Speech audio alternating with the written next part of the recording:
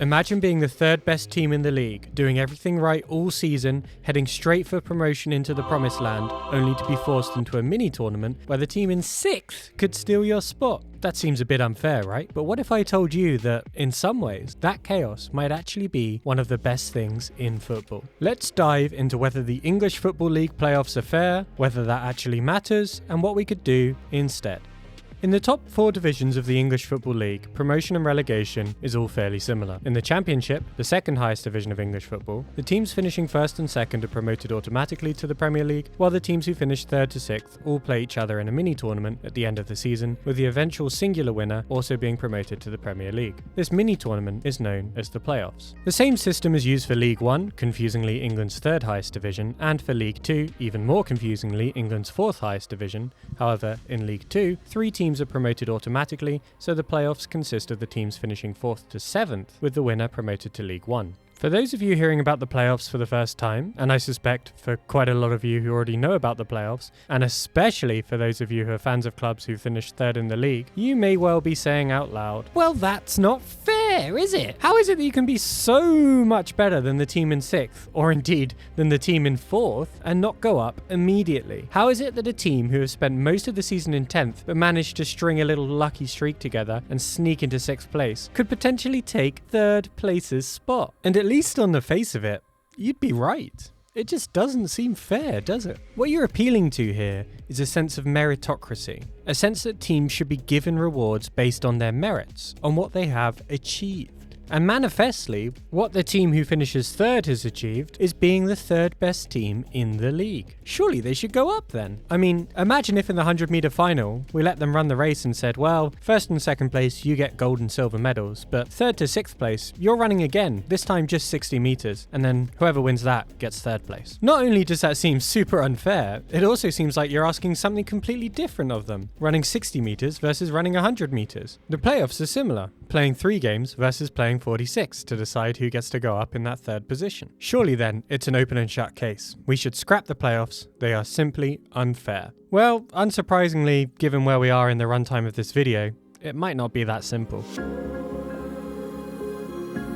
Part of our initial distaste for the idea of a 3rd place 60-meter sprint is that, as I've described it anyway, it comes as a bit of a shock. While perhaps not entirely palatable, it certainly seems more acceptable if I specify beforehand that all the sprinters knew this was coming and could practice for it. In a case like that, you might well save yourself if you knew you weren't going to come 2nd or 3rd and practice for a 60-meter instead. Of course, this is all an analogy for the football season and the playoffs. These teams know what will happen if they don't finish in the top 2 before the season even starts, and many of them adapt their team and their tactics accordingly. They may build their squad around a strong first 11 rather than a strong squad depth so that when the playoffs come knocking, they have more of a chance in this knockout format. And given that all the teams know this going in, there's certainly an element of fairness about the way some teams' planning is simply better for the playoffs than others. Perhaps more importantly, let's go back to the whole idea of merit and how the playoffs supposedly rob us of clubs getting what they deserve. Is this really right? It's not just as if the 6th place team is gifted promotion. For the 6th place team to go up, they would have to beat the 3rd place team over 2 legs home and away, and then win a Wembley final against another team that's finished above them in order to get promoted. All of this against teams that are, according to the league at least, better than them. So is it really true that we should say they don't deserve promotion? That there's no merit in their promotion when they have to jump through these pretty difficult loops to achieve it? I'm not so sure. Instead, I think there's clear meritocracy here, just on a shorter timescale than a league meritocracy. Otherwise, we'd have to disregard all knockout tournaments. Otherwise, we'd have to say that winning the league always has more merit than winning a knockout competition. So sorry Champions League, sorry World Cup, sorry Euros. The winners of League 2 actually have more merit than you. And that seems a pretty difficult view to subscribe to or to even like. Unlike this channel, of course, which is very easy to subscribe to, and this video, which is very easy to like. Moreover, to the extent that meritocracy is valuable as something we really want in the game, maybe that should be from an equal starting point. Increasingly, parachute payments are preventing any real competition, in the Championship at least, with freshly relegated teams having monstrous budgets compared to the rest of the league. Is it really a meritocracy when teams who've just had awful seasons in the league above can come down and immediately get a head start on everyone else because they've got better finances and can therefore afford better players and better squad players? The playoffs, in a small way, help to push back against against this domination by forcing at least one of these teams into the bare-knuckle brawl that is the playoffs. There, their budget still gives them an advantage, but over a couple of games, this advantage is not as big as across an entire league season. This gives the poorer clubs a puncher's chance. Thus, contrary to popular opinion, the playoffs could be argued as a step forward for meritocracy by helping to puncture the financial inequalities between clubs and get towards something resembling an even playing field, from which we can figure out who deserves to be promoted. So it looks like there is at least some merit to the playoffs. More on that later. But we haven't really touched on what the point of the playoffs actually is. Rather than just defending the playoffs against critiques, it's important to actually say what is good about the playoffs, supposedly at least. The first thing to say here is that playoff football has given us some of the most exciting moments the game has ever seen, certainly in the UK at least, and probably throughout the world. I mean, who could forget Deeney and the penalty and the drama of it all? And even where the neutral isn't completely gripped, playoff football often gives fans of smaller clubs their best ever days as fans. These are clubs who aren't going to be troubling the finals of the FA or League Cup anytime soon, let alone Europe or even the Premier League. But here, they're in important knockout semi-finals and possibly even getting to Wembley finals. Clubs with stadium capacities in the single-digit thousands who get their grand day out at the home of football thanks to the playoffs. That's certainly worth something, and that's something the playoffs contribute. Perhaps most importantly though, the point of the playoffs is largely to keep the league interesting.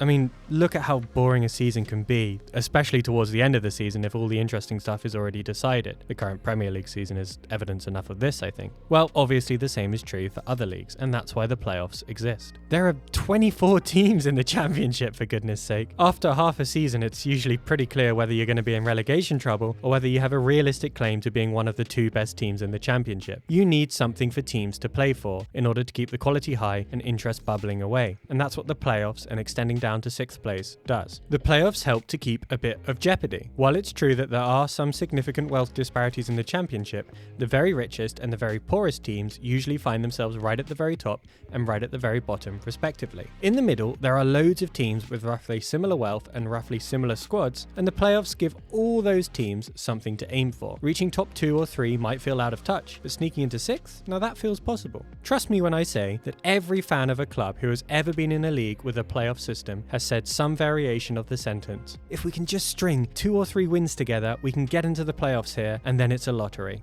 The playoffs keep things interesting, keep fans dreaming, and fulfill fans' wildest dreams. And for all this talk of meritocracy, there is something very valuable about that.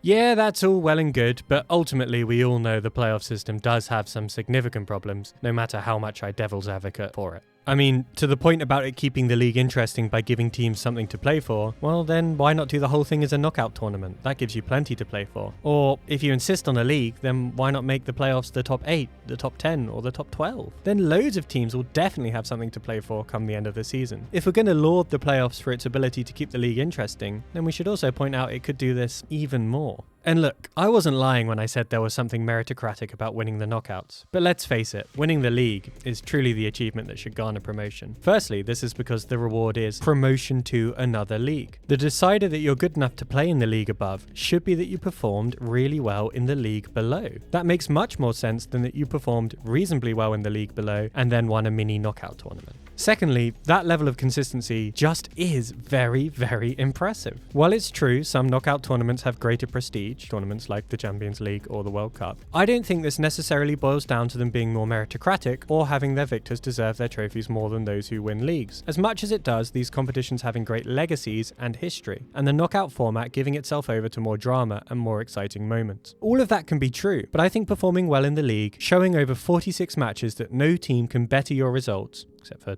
2 if you're in 3rd place obviously, certainly merits promotion in the true sense of the word merits. The idea that a team that finishes 20 or more points behind 3rd place can go up instead of 3rd place rightly sets off alarm bells for persons sincerely committed to the idea of desert and meritocracy in football. All that said, there are good things about the playoffs. They do keep the league interesting, and it would be more boring if the top 3 just went straight up. A look at this year's championship is evidence enough of that. They do help break up the dominance of parachute payment clubs, and they do provide amazing moments of drama and dreams for fans. These things are true, despite the drawbacks. So, could we tweak the playoffs? Is there a way we can keep the positives but lose some of the negatives? If we did have an alternative, here's what we'd want it to do. First, we'd want it to keep the league more interesting than just a straight 3 up, 3 down. Second, we'd want it to help break up the dominance of financially bigger parachute payment type clubs, in order that the same clubs aren't promoted and then relegated every couple of seasons. And third, and potentially most importantly given the general topic of this video, we'd want it to feel right that that club in particular has gone up. We'd want it to sort of embody the meritocratic, fair ideals that we started this video with. Let's look at some alternatives and see how they compare in these 3 ways to the traditional playoffs and a simple promotion system. There are a few real alternatives to the Football League's playoff system we can start with. In the German second division, they used to have a straight 3 up, 3 down system, no messing around, classic German style.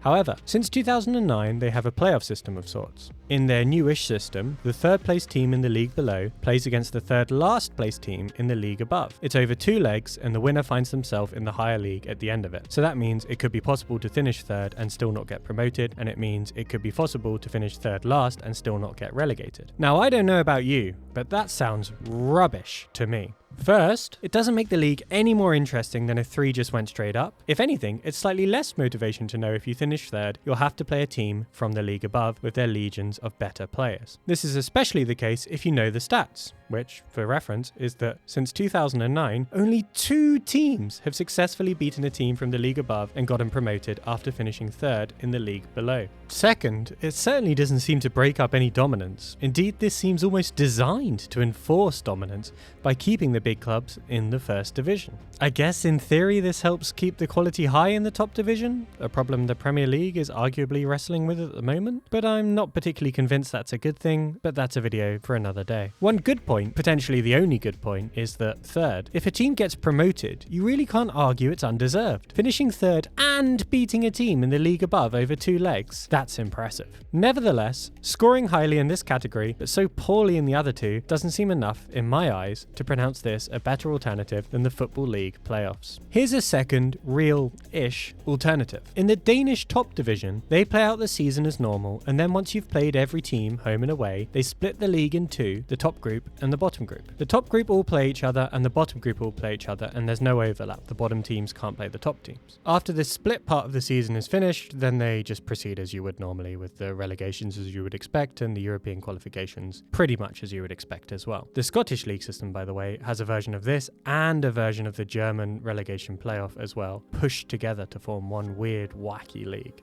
So what about a version of the Danish system, where, after the season, the top 12 teams of the championship, because the championship has 24 teams, go into a little league and play each other? Putting aside the significant increase in games, how would this work as an alternative, assuming we say that the top 3 at the end of this process go up? Well, in terms of keeping the league interesting, I think you can make a decent argument for both sides of this. You might still have a problem where the top 3 are so far ahead come the time of the league split, as would have happened this year in the championship, for example, that it would not have made the league much more interesting to split the league. However, you are guaranteed sort of higher quality matchups as the better teams are forced to play the other better teams. And in a sense, this does keep the league more interesting, at least certainly for neutrals. But it doesn't really keep the league more interesting for fans of the actual clubs in the league, and that seems to be what matters more. So overall, I'm not really sold that this does keep the league more interesting than the Football League playoffs, for example. Would a system like this stop the big clubs always dominating and always getting promoted?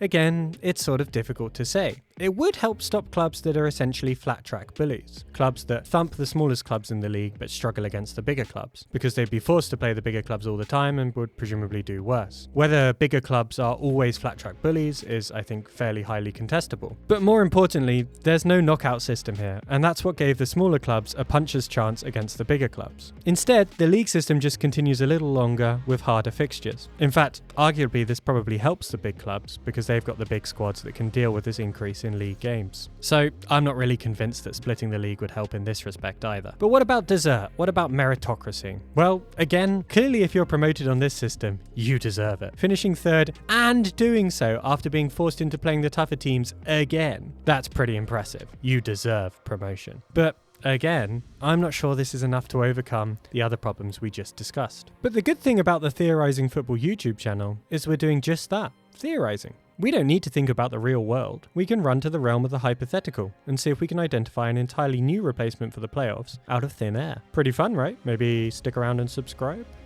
Anyway, here's one quick hypothetical. Could we push the English Football League system and the relegation playoff system together? That would improve the deservingness of the 6th place team going up. Our biggest problem with the playoffs as they currently are, because they'd have to beat a team from the league above as well as win the playoffs themselves. It would also keep the interestingness of the EFL system, the sense that there's still something to play for because I might just make it into 6th place. So far so good. But Christ does it seem harsh. Imagine going through the drama of the playoffs, winning the 2-legged tie, winning the game at Wembley, and then having to face a team from the league above you who inevitably slaps you about a bit and sends you back where you came from. That seems a step too far, right? It seems like it would cement the big clubs in the top division at the very least and keep the smaller clubs down, and in an especially cruel way. So what about some slightly more wacky suggestions? Here's one that would certainly keep things interesting at least. How about we keep some sort of playoff system, but allow entry for things other than league placement? So maybe 3rd and 4th place get in for league placement, but then we give those other 2 spots not to 5th and 6th, but to teams who have scored the most goals, kept the most clean sheets, or who have the best away record over the season, or the best home record over the season, or maybe even the best discipline record, the fairest team. Something like this would certainly keep the league interesting for the entirety of the season, right? With teams quickly realizing they aren't going to be amongst the top 2 or 3 best teams in the league. So instead they go all out to score loads of goals or make their home stadium a fortress. It also has the additional bonus of, at least some of the time, being much easier to aim for than actually finishing 5th or 6th, right? It's probably easier to aim to score a lot of goals and be the league's top scorer,